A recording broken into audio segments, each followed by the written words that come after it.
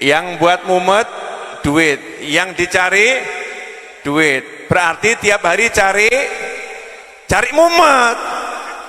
Malam hari ini saya mau belajar dari Habib Zaidan sama Gus Rafiq, dari dua anak muda ini. Habib Zaidan itu jadi Habib Zaidan bukan karena beliau. Kalau yang lebih ganteng dari beliau banyak.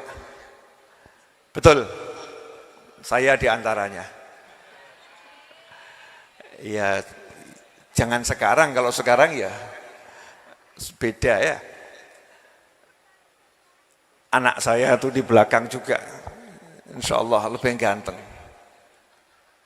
Pak Modin J. Sami, lebih ganteng insya Allah. Karena semua pria berhak menyatakan dirinya paling ganteng. Tidak mungkin salah. Tidak mungkin salah.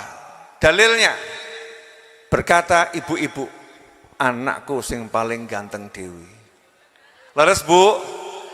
Ya, saya tuh bekti sama ibu saya, makanya saya pede. Kamu ganteng enggak? Paling ganteng versi ibuku. Ya, versi ibu saya. Kalau kita enggak banggakan ibu kita, siapa yang mau kita banggakan? Jadi kalau cuman kemerduan suara, yang lebih merdu dari Habib Zaidan banyak. Ketampanan yang lebih tampan banyak. Tapi beliau punya sesuatu yang mungkin tidak semua orang itu punya. Mau tahu rahasianya? Ya, beliau punya sesuatu yang enggak semua orang punya. Apa itu? Ibu yang rajin hadir majelis, ibu yang hatinya terikat, tertaut pada orang-orang soleh, ibu yang hatinya mengagungkan wali-wali Allah. Ibunya Habib Zaidan ini tuh kalau siang dulu selalu ngaji di tempat Habib Anis, selalu nggak pernah ninggalkan. Begitu hamil minta air sama Habib Anis. Ya, jadi tiap hari itu yang diminum air doanya orang-orang soleh. Jadi kalau ngelus-ngelus yang di perut ini sambil dihadirkan di pengajian, ngaji dilus-lus. Nah, oknum ibu-ibu zaman sekarang ngelus-ngelus perutnya sambil nonton drama Cina. Oknum loh ya, oknum. Ngelus-ngelus perutnya sambil lihat drama Korea. Ngelus-ngelus perutnya sambil lihat yang dilihat, tapi bukan duduk dalam pengajian. Nah, itu Habib Zaidan. Yang kedua, Habib Zaidan itu sangat dicintai ibunya. Itu anak itu kalau udah dicintai ibu, selesai. Ridallah fi ridal walidain wa sukhtullah fi sukhtil walidain. Ridhonya Allah itu bergantung pada ridhonya orang tua. Marahnya Allah juga bergantung pada marahnya orang tua. Man asbaha murdiyan li wa muskhitan li walidayh fa ana anhu sakhit.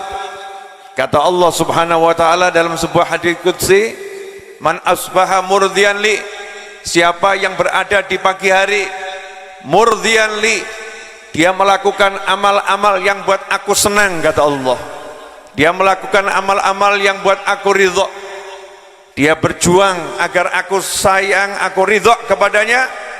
Akan tetapi muskhitan liwalidayh, pagi hari itu dia membuat marah orang tuanya, membuat marah ayahnya, membuat marah ibunya. Kata Allah Ta'ala, fana anhu sakhit, maka aku marah kepadanya, aku benci kepadanya, aku enggak suka kepadanya. Waman asbaha muskhitan li, dan barang siapa yang berada di pagi hari buat aku marah, kata Allah. Contoh, adzan subuh berkumandang, dengar suara adzan, melek dengar suara adzan, lanjutkan tidurnya sampai bangun jam 8 pagi atau jam 7 pagi, matahari sudah terbit, Kira-kira Allah marah atau senang? Marah. Nah, oknum yang begini ada atau enggak ada? Ada. Pelakunya siapa? Mungkin kita pernah. Ya, mungkin kita pernah. Man asbaha muskhitan li, siapa yang berada di pagi hari buat saya marah, kata Allah Ta'ala, wa murdiyan li walidayh, tetapi di pagi hari itu dia membuat senang kedua orang tuanya. Pagi hari itu dia membuat puas dua orang tuanya. Pagi hari itu dia membuat bapak ibunya ridho kepadanya. Fa ana anhu radin, maka aku ridho sama dia. Dosanya tadi diampuni, diganti, diridhoi oleh Allah Ta'ala. Karena apa? Karena bapak ibunya puas senang. Nah, anak-anak zaman sekarang ini ada oknum anak-anak, ada oknum anak-anak bisa membuat senang temannya, bisa membuat puas temannya, bisa berjam-jam duduk dengan temannya, bisa chatting dengan temannya sampai ketiduran, bisa berdua di kamar dengan temannya lewat handphonenya, menyenangkan temannya dengan duitnya, menyenangkan temannya dengan waktunya, menyenangkan temannya dengan tenaganya. Giliran disuruh menyenangkan bapak atau ibunya, nggak bisa. Duduk sama bapaknya seperti ada paku di pantatnya. Duduk sama ibunya sambil jalan sambil lewat. Masuk rumah bapak ibunya lagi duduk, nggak pakai kula nuwun, nggak pakai permisi, nggak pakai salam, langsung masuk kamar, seakan-akan bapak ibunya itu tidak ada. Oknum anak muda semacam ini, kalau kita tidak memperbaiki diri sebagai anak muda, maka tidak akan mendapatkan ridho Allah Subhanahu wa Ta'ala. Kalau orang tua kita marah, kalau orang tua kita nggak senang hati, sebaik apapun kita kepada teman kita, sebaik apapun kita kepada masyarakat, sebaik apapun kita kepada orang lain, tapi kalau kita nggak bisa baik sama orang tua kita, kalau kita nggak bisa mencintai orang tua kita lebih dari yang lain, maka kita belum jadi orang yang baik. Orang yang baik itu yang bisa membuat ridho orang tuanya. Lebejonya Habib Zaidan ini belum berbuat apa-apa sudah diridhoi ibunya, belum berbuat apa-apa sudah dicintai ibunya. Akhirnya jadi anak yang bisa betul-betul menyenangkan bapak sama ibunya. Termasuk contohnya tadi ada pamflet yang salah nama, ya, Habib Zaidan Al-Haddar, langsung beliau update status Habib Zaidan bin Haidar bin Yahya, nama ayahnya Haidar. Habib Zaidan bin Haidar bin Yahya, marganya bin Yahya. Salah ketik kan wajar ya, saya sering itu salah ketik. Tapi karena sayangnya sama ayahnya itu, disebut nama ayahnya Zaidan bin Haidar. Saya dulu pernah ditegur sama satu orang soleh, kamu kalau ditanya namamu siapa, jangan bilang namamu Noval. Loh, saya jawab, loh, nama saya kan Noval memang. Salah. Bapakmu coba patek nono cek urip. Kalau sudah meninggal juga bapakmu jangan dihilangkan. Kalau kamu ditanya siapa namamu, katakan Novel bin Muhammad. Sebut tuh nama bapakmu, tidak ada bapakmu, nggak ada kamu. Orang-orang soleh terdahulu itu ngajari agar anak itu hormat sama orang tua, anak itu bangga punya orang tua, anak itu mengagungkan orang tuanya. Tapi oknum remaja zaman sekarang kadang nyebut nama bapaknya saja sungkan, sebagian malu. Kalau konangan anak fulan jadinya malu. Nyebut nama ibunya, mungkin nama ibunya tidak populer, malu nyebut nama ibunya. Naudzubillah min dzalik. Ini pelajaran pertama dari Habib Zaidan. Dan mudah-mudahan kita bisa niru jadi ibu dan bapak yang mencintai anaknya. Nggih Bu, nggih, anak-anak itu kesian Bu, kalau anaknya punya kekurangan, anaknya punya hal yang ngelarakno hati gitu ya, tolong dimaafkan. Ya, tolong dimaafkan. Kanjeng Nabi Muhammad sallallahu alaihi wasallam dalam sebuah hadis menyatakan, rahimahullah mura'an a'ana waladahu ala birrih atau kama qala sallallahu alaihi wa alihi wasallam. Dapat doa khusus dari Kanjeng Nabi Muhammad SAW. Semoga Allah merahmati, semoga Allah merahmati ayah atau ibu yang membantu anaknya menjadi anak yang berbakti kepadanya. A'ana waladahu ala birrih. Makanya kalau kita lihat, kita yang tinggal di Solo, tinggal di Sragen, di Jogja, Jawa Tengah khususnya, dan Pulau Jawa pada umumnya, itu kalau manten tuh ya kelihatan betul bagaimana orang-orang tua dulu ngajari menghormati bapak, menghormati ibu. Manten itu kalau mau ngadep orang tuanya, kerisnya wajib dicopot, betul. Kemudian jalannya berangkat, kemudian sungkem. Cuman sayangnya sungkemnya pas jadi manten, besoknya lupa nggak sungkem lagi, besoknya nggak cium tangan orang tuanya, padahal udah diajari nggak boleh bawa senjata menghadap orang tua. Artinya jangan bawa kesombongan, jangan bawa kepandaian, jangan bawa hal yang berbahaya kalau ngadep orang tua. Jangan bawa apa-apa, kamu orang yang nggak bisa apa-apa, kamu bayi milik orang tuamu, jangan sombong. Bayi nggak ada yang bisa lari, bayi nggak ada yang bisa berangkang, bayi nggak ada yang bisa loncat, bayi itu nggak bisa apa-apa. Telentang orang tuanya yang telang ketangkan, tengkurap orang tuanya yang tengkurapkan, berdiri orang tua yang berdirikan di depan bapak ibu. Sampai kapanpun, saya bayi bu, saya bayi pak, saya bukan siapa-siapa, saya nggak bisa apa-apa kalau bukan berkat jenengan sedanten. Nah, ini kalau anak begitu hebat. Nah, orang tua katanya suruh memaklumi kekurangannya anak, biar anaknya tidak jadi anak yang durhaka. Yang kedua, Gus Rafiq ini, Masya Allah,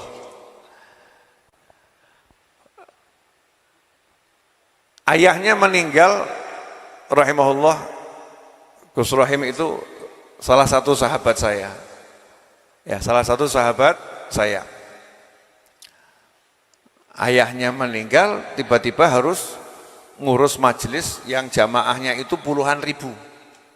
Setiap malam Ahad itu bukan 1000 yang hadir maulid di Malang sana, keliling dari satu desa ke desa setiap malam Ahad, puluhan ribu. Anak muda dikasih tugas melanjutkan tugas ayahnya, bukan malam minggu nongkrong sambil ngopi. Namanya ngapa itu kalau nongkrong sambil ngopi? Nongki ya. Nah, nongkrong sambil ngopi, bukan nongki. Malam minggu bukan apel ke rumah calon mertua, bukan ngapelin calon istri lo ya, bukan apel ke rumah calon mertua.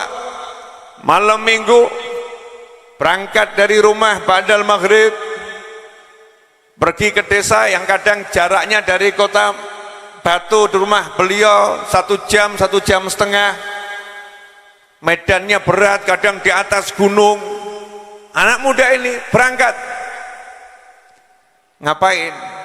Duduk melanjutkan tugas orang tuanya, maulid. Kesenanganmu ya maulid, dudukmu ya maulid, hidupmu maulid. Udah kamu nggak punya kehidupan yang lain, hilang itu masa remajanya, suruh duduk memimpin maulid. Sementara yang lain nongki, beliau duduk mimpin maulid, melanjutkan majelis ayahnya. Wah, anak yang semacam ini sudah semakin langka, tidak mudah kehilangan masa remajanya demi melanjutkan apa yang sudah dirintis orang tuanya. Nah, inilah bentuk birrul walidain.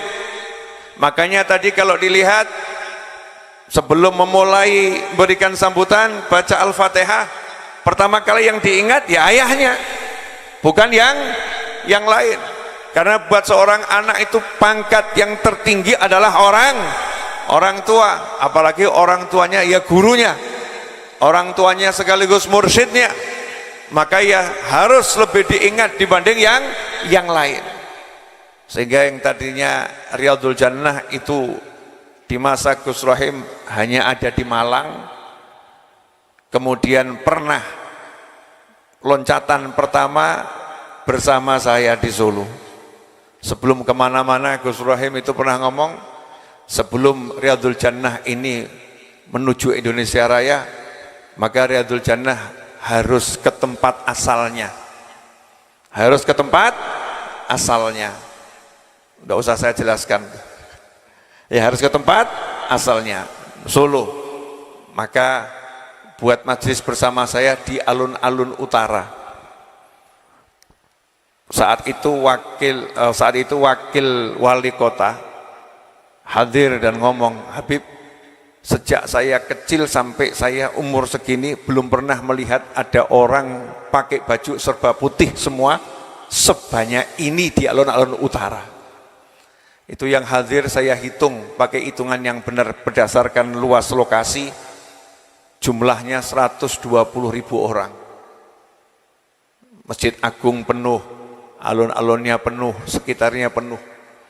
Bukan partai politik, bukan kegiatan politik, tapi cuman ngajak satu, ya Rabbi salli ala Muhammad, ya Rabbi salli alaihi wasallim. Cuman diajak baca sholawat, mengajak orang kenal Nabi Muhammad sallallahu alaihi wasallam. Setelah ayahnya memulai, alhamdulillah anaknya melanjutkan.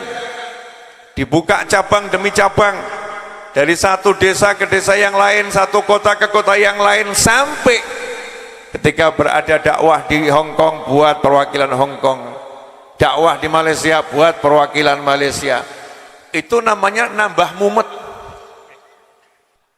Kenapa saya bilang nambah mumet? Karena ngurusi orang 10 aja itu berat. Lah ini nambah beban buat cabang di mana-mana anak muda ini.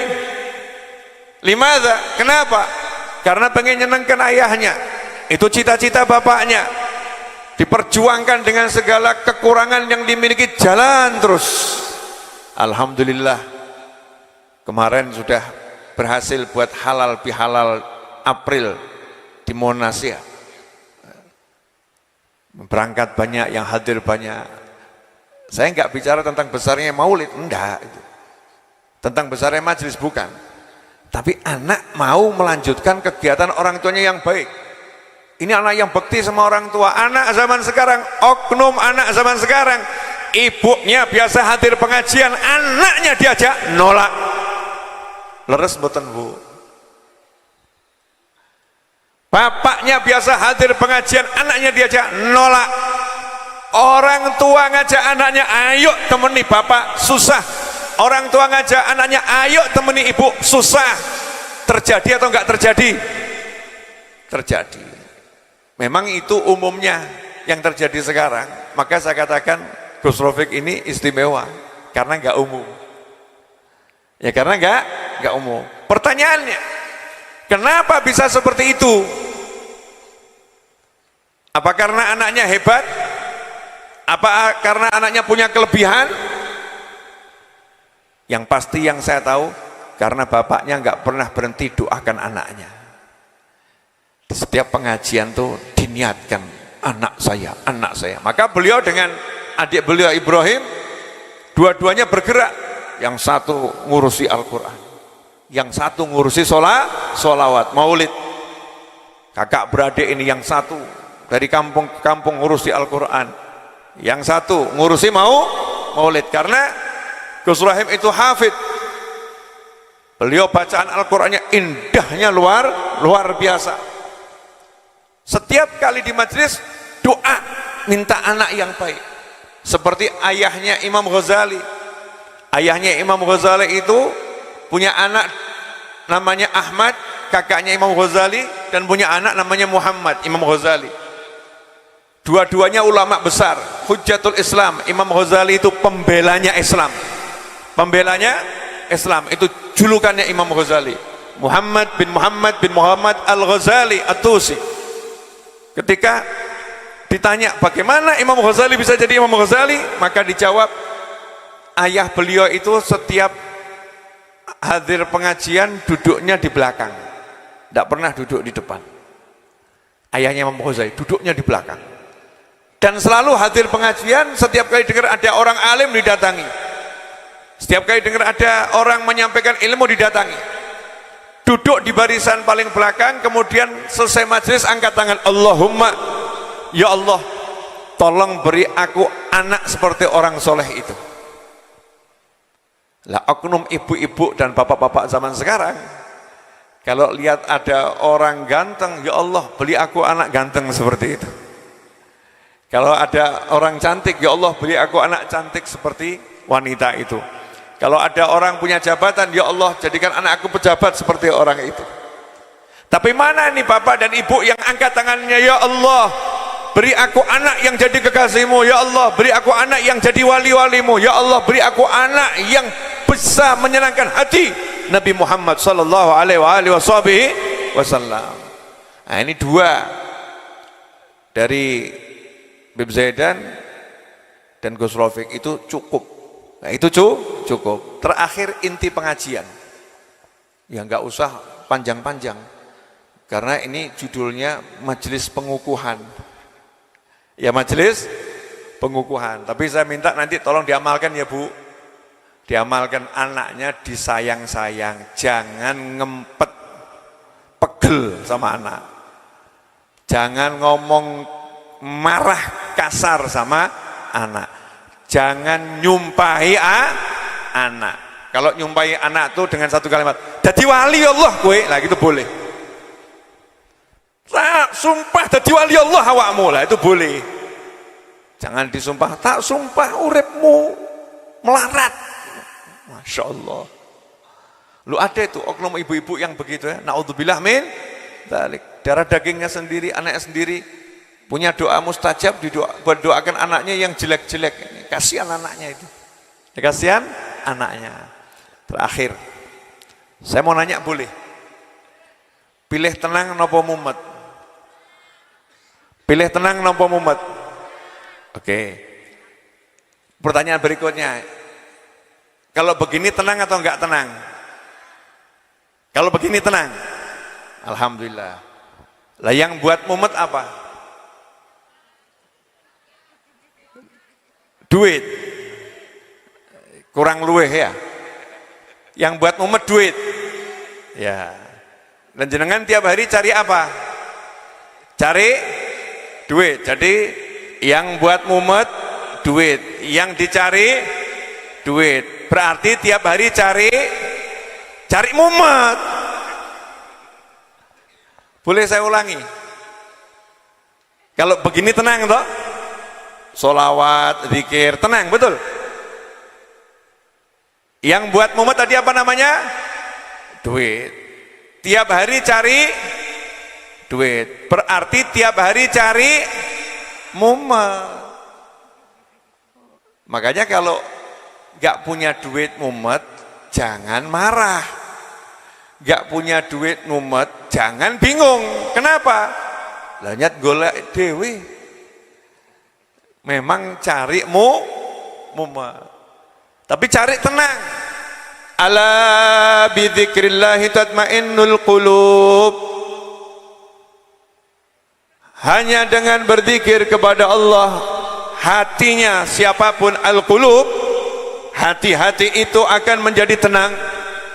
Jadi yang bisa membuat tenangnya hati bukan duit, yang bisa membuat tenangnya hati bukan paras yang cantik, yang bisa membuat tenangnya hati bukan pria yang rupawan, yang bisa membuat tenangnya hati bukan pemandangan yang menawan, tetapi yang bisa membuat tenangnya hati hanya satu, yaitu la ilaha illallah Muhammadur Rasulullah sallallahu alaihi wasallam. Yang bisa membuat tenangnya hati hanya Allah. Yang bisa membuat tenangnya hati hanya Allah. Yang bisa menghapus duka hanya Allah. Yang bisa menyingkirkan segala petaka hanya Allah. Karena itu jika hati kita ingin tenang, jadikan Allah di dalam hati, jadikan Allah di dalam fikir, jadikan Allah dalam zikir. Kalau itu yang kita lakukan, maka tak akan ada kata gelisah, tak ada kata resah, tak ada kata bingung, tak ada kata susah. Kenapa? Karena kita ingat sama Allah Subhanahu wa ta'ala. Ngomong anak muda, ya Bib, Yai, guru, Ustad, lah kalau istrinya nggak cantik kan ya rodok senep. Kalau istrinya cantik itu kan ya ayem. Saya ngomong sopo. Nah itu loh, saya banyak ketemu orang istrinya cantik, sambate mumet Bib. Loh, kenapa? Bukankah memandang istri yang cantik itu menenteramkan hati, tambah mumet Bib? Setiap kali mandang wajahnya, itu terbayang kalimatnya, endi duite? Benges entek, skincare habis, duit endi? Setiap kali mandang wajah istri yang cantik, itu langsung wajah itu berubah menjadi pertanyaan, mana duitnya? Pertanyaan buat yang di belakang dan di samping saya, kalau punya oknum istri model begini, kira-kira tenang atau mumet? Mumet. Tapi kalau istri itu nggak pernah nanya urusan duit, kira-kira suami tenang atau nggak tenang? Nggak, tidak trauma, lihat wajahnya tuh nggak trauma. Kenapa? Orang takut duit aman. Ya, nggak nanya duit aman. Terus saya ngomong begini ada dalilnya, nggak sembarangan. Ingat, ini kan bulan Dzulhijjah. Malam hari ini masuk tanggal 1 Dzulhijjah. Nabi Ibrahim alaihissalam ketika datang menemui Nabi Ismail alaihissalam setelah peristiwa kurban, ya, Nabi Ismail udah menikah. Kemudian Nabi Ismail lagi nggak di rumah, kok ketemu sama istrinya alias menantu beliau. Tanya, suamimu mana? Lagi pergi. Bagaimana keadaan rumah tangga kalian? Wah, makan tidak enak, serba kekurangan. Yang dibahas pokoknya bab tidak punya duit gitu. Nabi Ibrahim lantas berkata, sampaikan salamku kepada suamimu dan sampaikan anak tangganya ini kurang bagus, suruh ganti ya. Oh ya, nanti saya sampaikan. Cerita ini semua udah paham kan ya? Ustadz dari satu mimbar ke mimbar di kampung-kampung suka ceramahin. Saya juga dapat dari ceramahnya para ustadz. Datang Nabi Ismail alaihissalam cerita nih istrinya. Istrinya kemudian ngomong, itu ayah saya, mertuamu. Nah saya disuruh mutuskan hubungan dengan kamu. Kenapa disuruh mutuskan hubungan dengan kamu? Karena kamu istri yang satu buka aibnya suami. Buka aibnya suami kepada orang asing yang gak kamu kenal. Nah, ini banyak enggak sekarang istri model begitu? Banyak enggak istri model begitu? Curhat sama orang lain, bongkar aibnya suami, hadir enggak orangnya? Entah di mana ya, enggak di sini insyaallah.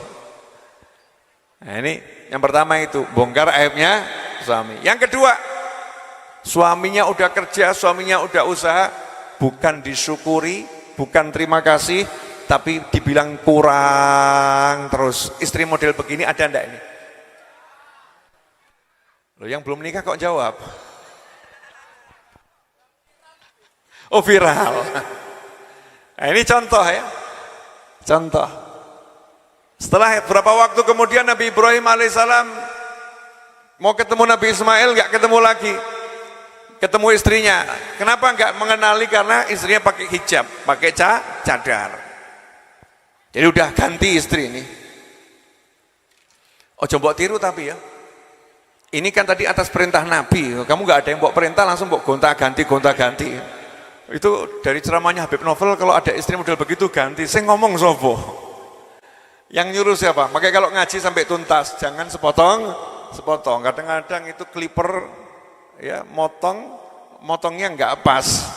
Sehingga menimbulkan kesalahan pemahaman masyarakat. Karena itu kalau belajar jangan dari potongan semenit, nanti jadi salah paham. Ini Nabi Ismail atas perintah ayahnya, nurut sama orang tua. Yang kedua, ayahnya seorang nabi, nurut sama ulama. Perintahnya ayah ini berdasarkan ilmu, ada yang nyuruh, ada mursyidnya. guru yang alim, yang soleh, bukan sembarangan. Menurut pituturnya tadi masuk kepala saya mau pulang, mau ganti ngawur kamu. Gak boleh begitu, sing sabar. Nah yang kedua, datang lagi, ketemu istrinya, mantunya tadi ya.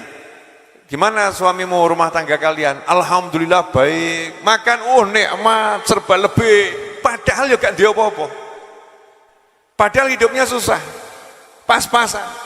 Tapi yang diomongkan keluar itu alhamdulillah serba lebih, alhamdulillah suami saya itu memberi saya lebih dari cukup, alhamdulillah kami nggak pernah kekurangan.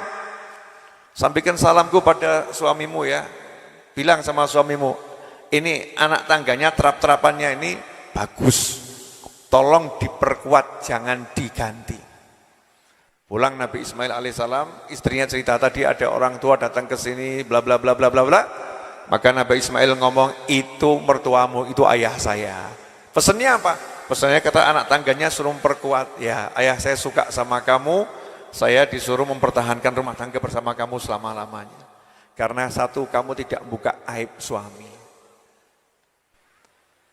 Bu, saya mau nanya, kalau suaminya tiap hari ngasih uang 5.000 rupiah, 5.000 rupiah, terus ada teman ibu nanya, gimana kamu tiap hari dikasih duit berapa sama suamimu? Ibu ceritanya gimana? Repot, payah, ngenes, 5.000, serai urip, wes dijolno ya gak iso, sekadung, 5.000. Ini kan gak boleh ini. Harusnya saya bagaimana? Oh, alhamdulillah lebih dari cukup. Berapa? Wah, kamu gak boleh tahu. Nanti kalau tahu kamu iri. Wakeh turah-turah. Lah berapa? Oh, rahasia perusahaan gak akan saya bongkar. Suami saya itu pejuang yang luar biasa, mujahid fisabilillah itu. Suami saya itu berjuang luar biasa. Ada yang ngomong, Beb, dari tadi kok yang disebut kehebatan suami dan kekurangan istri. Nah ini kok enggak sebaliknya gimana? Insya Allah episode berikutnya. Insya Allah episode berikutnya ya. Tapi yang jelas majelis ini sebagai awal. Insya Allah tahun depan lapangan ini akan penuh dengan manusia yang cari ilmu. Manusia yang cari ilmu. Duduk niatnya ngaji, cari ilmu. Karena Nabi Adam alaihissalam setelah diciptakan oleh Allah Ta'ala dipamerkan kepada semua malaikat bukan karena bentuk tubuhnya yang 30 meter, bukan. Nabi Adam itu tingginya situna dhira', 60 lengan, kurang lebih 30 meter. Dipamerkan kepada malaikat semua bukan karena tampannya kakek kita Nabi Adam alaihissalam, tetapi Allah pamerkan apa? Dipanggil malaikat semua, suruh nyebutkan nama benda-benda, itu apa, itu apa, itu apa. Malaikat nyerah, tidak tahu ya Allah. Maka Allah perintahkan Nabi Adam alaihissalam yang sudah diajari wa'allama, dan Allah telah mengajarkan kepada Adam al-asma, semua nama, kullaha. Setelah itu disodorkan kepada para malaikat. Allah berkata kepada Nabi Adam alaihissalam, jelaskan kepada malaikat semua itu, apa nama-nama benda itu. Nabi Adam menjawab, ini namanya ini namanya ini namanya. Yang dipamerkan adalah ilmunya, ilmunya. Maka kalau kita pengen dipamerkan oleh Allah Ta'ala kepada para malaikat, kepada para anbiya, kepada para rasul, kepada orang-orang soleh, dipamerkan ke jagat raya, Allah yang mamerkan, ya kita belajar ilmunya Allah, ngaji, cari ilmu. InsyaAllah barokah manfaat. Kurang lebih mohon maaf. Jangan lupa kalau ada yang mau nanya sama saya persilahkan. Tolong nanyanya dari rumah masing-masing. Caranya bagaimana? Silahkan yang punya HP Android, sementara Android ya. Saya memang nggak pakai iPhone, tapi nanti saya akan buat aplikasinya insya Allah. Sementara pakai Android. Di HP Android itu ada Play Store. Di Play Store silahkan download aplikasi namanya Tanya Habib. Tanya Habib. TANYAHABIB, Tanya Habib. Download, daftar di situ gratis, tidak dipungut biaya serupiah pun, gratis. Nah, nanti dari situ silahkan nanya, dan pertanyaan itu langsung saya yang jawab.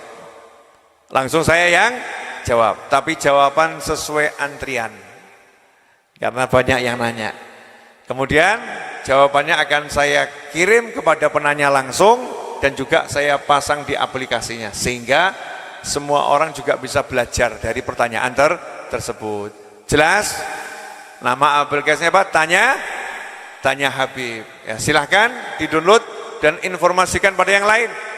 Jangan nanya sama AI atau AI. Jangan nanya sama Google, karena tidak terverifikasi jawabannya. Jawabannya bisa ngawur. Jawabannya tidak bisa dipertanggungjawabkan. Kalau nanya ditanya Habib, insya Allah saya akan jawab. Sebelum jawab saya nanya kepada ulama, saya telepon teman-teman saya, ini ada pertanyaan seperti ini jawabannya apa yang paling pas dari fikih maupun yang lain. Sehingga kalau dimulai dari sekarang, harapan saya setahun ke depan itu akan jadi rujukan masyarakat minimal Indonesia. Kalau ada pertanyaan begini jawabannya apa, nanti database-nya udah lengkap, karena pertanyaan masyarakat itu rata-rata sama, betul ya? Rata-rata sama. Nanti kalau dikumpulkan akan memudahkan buat orang yang bertanya. Hakadza walafu minkum, Gus Taufik dan semua pengurus Riyadul Jannah pusat maupun cabang, selamat, insyaallah barokah majelisnya. Dan beberapa saat lagi haul almarhum ayah beliau, malam Ahad juga saya akan Riyadul Jannah. Saya tugas di Riyadul Jannah malam Ahad insyaallah. Di mana? Di Gondang Legi ya. Sudah lama saya tidak ke Gondang Legi. Ya, akan ke Gondang Legi insyaallah. Ini mulai gara-gara Mbah Mudin ini, saya harus mau turun gunung lagi. Sekarang mau nolak, sudah banyak yang protes. Itu tempatnya Mbah Slamet kok mau. Saya ngomong itu sahabat saya. Nah, emangnya kami bukan lah, repot juga Mbah. Repot juga. Nah, insya Allah kalau mau hadir di majelis saya di Solo setiap Jumat malam Sabtu, silakan hadir, ajak temannya, ajak kerabatnya yang hadir, insya Allah sesederhana mungkin dapat air mineral, dapat kopi jahe afiah, dapat roti, selesai makan nasi berjamaah. Menunya sederhana, tapi itu yang masak orang-orang yang saya pilih dan saya tunjuk. Ya, masaknya serius, nasi gudangan. Ya, nasi gudangan, sedep, nikmat, sehat. Ya, sedep, nikmat, sehat. Silakan hadir setiap Jumat malam Sabtu, atau kalau mau hadir pas maulidnya saja. Kalau malam Sabtu tuh ngajinya kitab Al-Hikam karya Ibn Athaillah Al-Askandari rahimahullah. Tapi kalau Jumat Kliwon itu maulid Simtud Duror. Silakan hadir. Terima kasih. Hakadza walafu minkum. Doa tadi sudah panjang lebar, waktu sepenuhnya saya kembalikan kepada pembawa acara. Terima kasih banyak. Wassallallahu ala sayyidina Muhammadin wa alihi wasallam. Walhamdulillahirabbil alamin. Wassalamualaikum warahmatullahi wabarakatuh.